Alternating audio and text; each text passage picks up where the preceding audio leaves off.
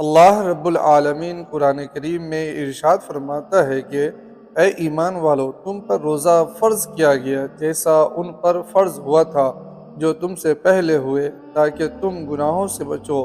پھر تم میں جو بیمار ہو یا سفر میں ہو اور دنوں میں گنتی پوری کرو، بیماری یا سفر ختم ہونے کے بعد روزہ رکھے۔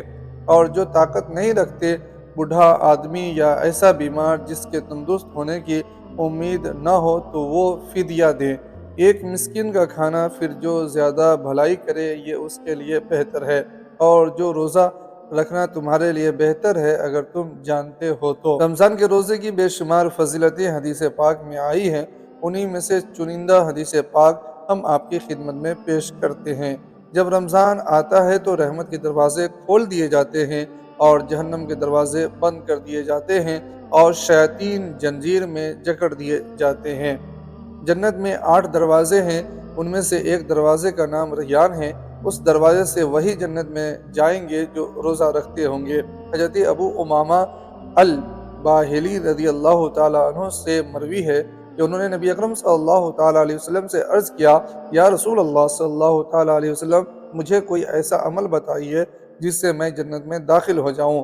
نبی کریم صلی اللہ تعالیٰ علیہ وسلم نے فرمایا، روزہ رکھو، اس کے برابر کوئی عمل نہیں ہے۔ میں نے پھر عرض کیا، یا رسول اللہ، مجھے کوئی اور عمل بھی بتائیے۔ آپ نے فرمایا، روزہ رکھو، اس کے برابر کوئی عمل نہیں ہے۔ حضرت سیدنا ابو ہریرہ رضی اللہ تعالیٰ عنہ سے روایت ہے کہ نبی کریم صلی اللہ تعالیٰ علیہ وسلم فرماتے ہیں کہ آدمی کے ہر نیک کام کا بدلہ 10 سے 700 گنا تک دیا جاتا ہے۔ اللہ نے فرمایا، سوائے روزہ کے، روزہ میرے لیے ہے اور اس کی جزا میں خود دوں گا۔ اللہ کا مزید ارشاد ہے کہ بندہ اپنی خواہش اور کھانے کو صرف میری وجہ سے ترک کرتا ہے۔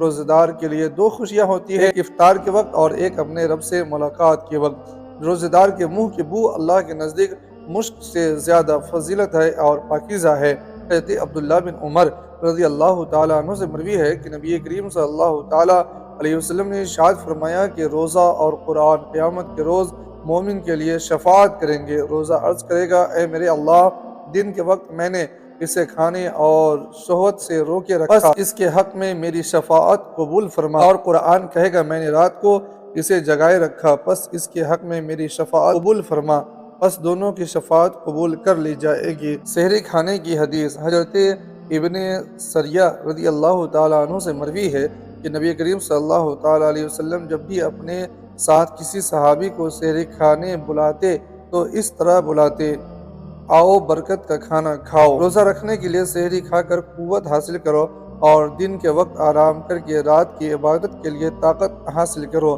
سحری برکت کی چیز ہے جو اللہ تعالیٰ نے تم کو عطا فرمائی ہے، اس کو مت چھوڑنا۔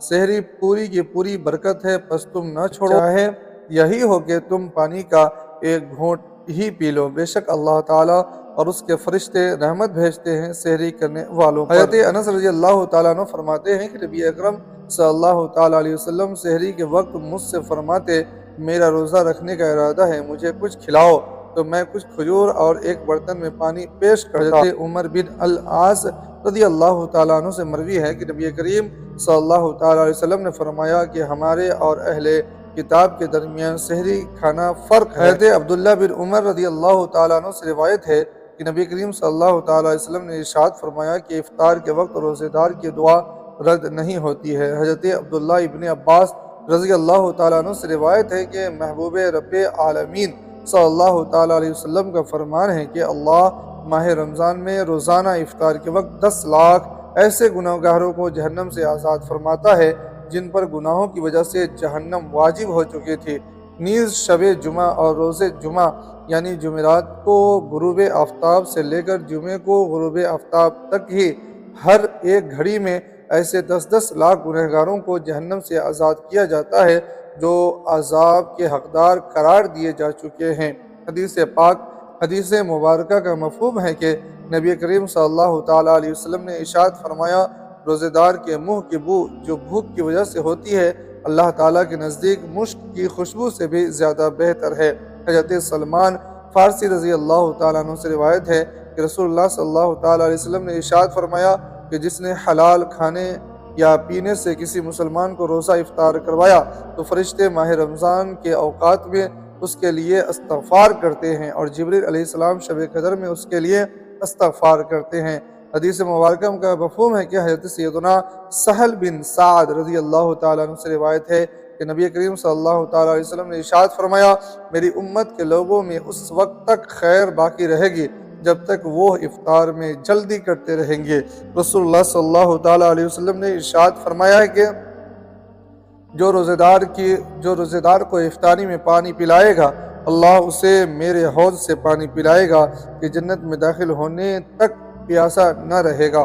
حضرت معاذ بن جہرہ رضی اللہ تعالیٰ عنہ سے روایت ہے کہ نبی اکرم صلی اللہ تعالیٰ علیہ وسلم جب افطار کرتے تو افطار کے بعد یہ ارشاد فرماتے، اللہم لکا صمتو وعلی رزقک افطرتو، مطلب کہ اے اللہ میں نے تیرے ہی خاطر روزہ رکھا اور تیرے ہی رزق سے افطار کیا۔